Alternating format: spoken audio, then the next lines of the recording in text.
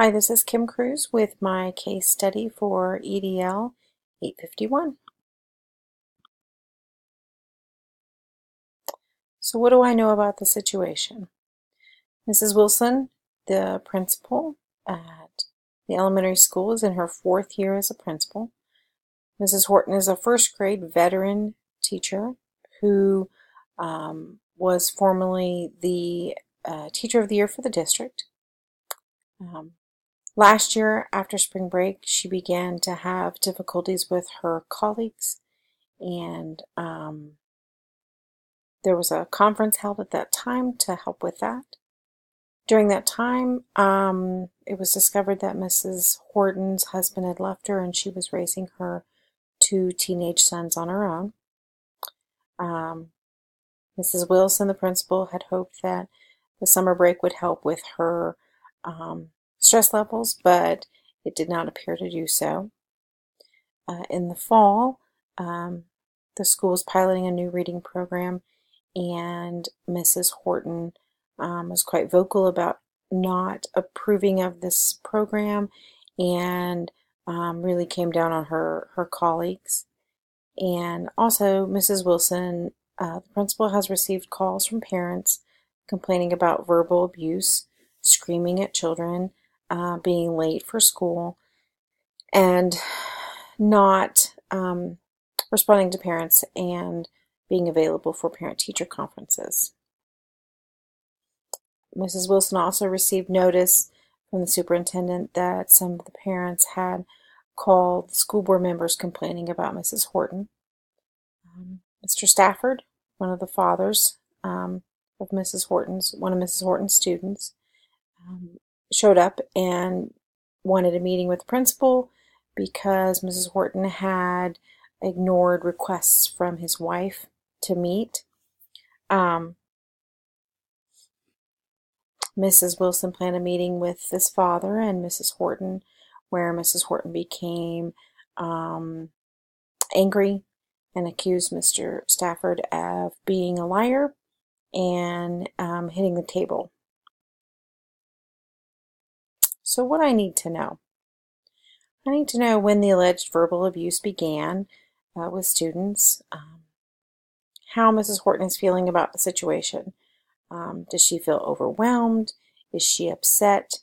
Is she denying everything? I also need to know what the school policy states about removing a teacher, removing students from a class. I need to know what the negotiated agreement says when it comes to that as well. And I also need to meet with the superintendent and know what his feelings are on this situation.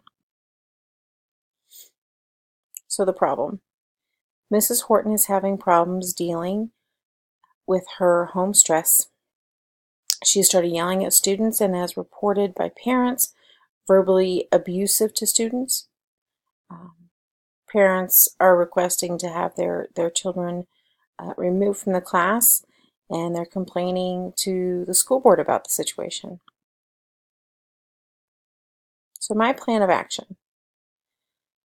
I will meet first with Mr. Stafford's daughter to see where she is emotionally, and he stated in his complaint that she's crying and not eating and not wanting to come to school. So my first visit will be with her to figure out what sort of support she needs to be more successful. Then I will meet with each student individually in the class and find out from them. Granted, it's a first grade perspective on things, but find out what's going on from the students. And then I'll schedule a meeting with Mrs. Horton to gain her insight. I want to know how she feels about it and how she feels about everything that's going on, and just be upfront and honest with the complaints that have come in about her. Then I will schedule a meeting with the superintendent to explore options, whether it be removing her from the classroom, just what options I have on the table to help remedy this. Then I'll research local agencies that can provide support for Mrs. Horton. What mental health agencies do we have to help her deal with her situation at home? I would be doing multiple unannounced walkthroughs for Mrs. Horton so that I can witness the situation for myself.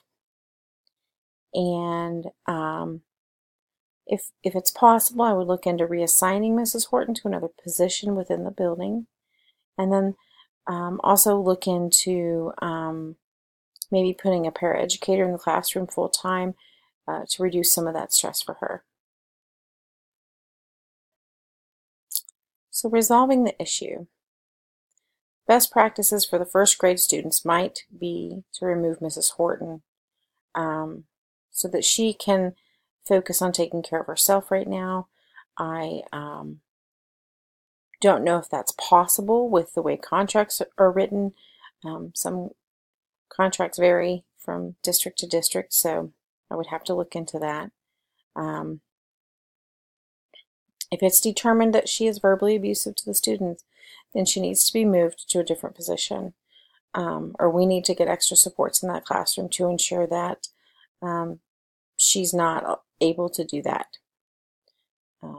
We need to support her and know that we're not just getting rid of her, but that we're here to support her and her students.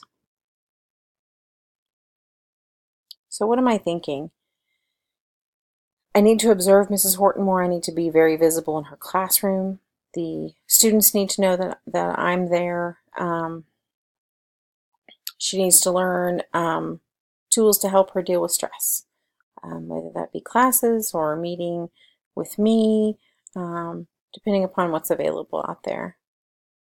What am I valuing? I value Mrs. Horton as a teacher and a person. The knowledge a veteran teacher has sometimes hard to come by, especially with teacher shortages the way they are. Not that I would hang on to a teacher just for that reason, but we need to help her, and we need to support Mrs. Horton through this while keeping students first. I also value a safe place for students to learn. Students need to be secure in the fact that their teachers will not be verbally abusive to them, that school's a safe place. This is where we come to learn. So have to find the right thing to do between those two things, supporting Mrs. Horton and know that we value her, as well as putting students first.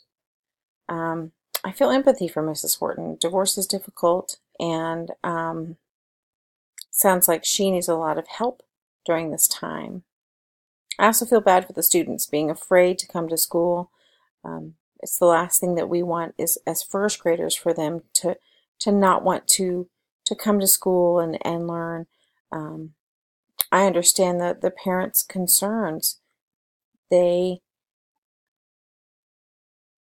want their kids to like school. They don't want them to be afraid. So we need to work together to figure out the best plan of action. So some unresolved issues. One unresolved issue is how to best support Mrs. Horton while doing what is best for her students. This can be very tricky. Does the area have good mental health services? If not, then where do we go and what do we do? Are there other teachers in the building that have been through the situation that could step in as a mentor and help her to find ways to deal with it? Another unresolved issue is what does the negotiated agreement state? A lot of times we are bound by policies and regulations and negotiated agreements on what we can do legally with certified staff. So that issue or what that says could cause more issues in the fact that it could be a legal procedure. We don't want to go there. And the last unresolved issue is if Miss Horton is not able to be removed to a different position, how do we do what's best for students? If one student is moved to a different class what about the other students, and what will those parents do? We can't overload the other teachers and give Mrs. Horton no students. So that could be an issue that arises if we aren't able to move her to another position. So the well-being of the students is what is at stake. As the administrator, I need to find a way to balance supporting Mrs. Horton and getting her some help, and abiding by school policy while always putting students first. Moving Mrs. Horton to a different position, like an interventionist or a consultant, and allowing a new teacher to take the class for an undetermined amount of time would be the best for the students.